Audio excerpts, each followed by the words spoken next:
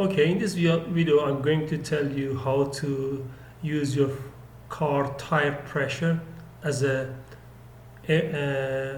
painting compressor, air compressor.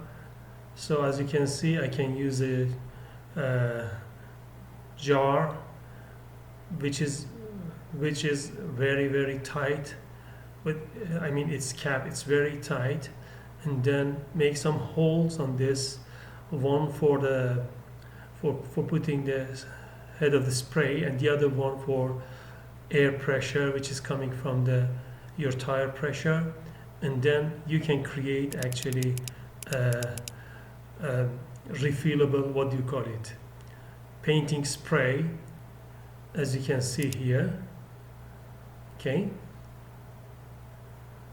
and once you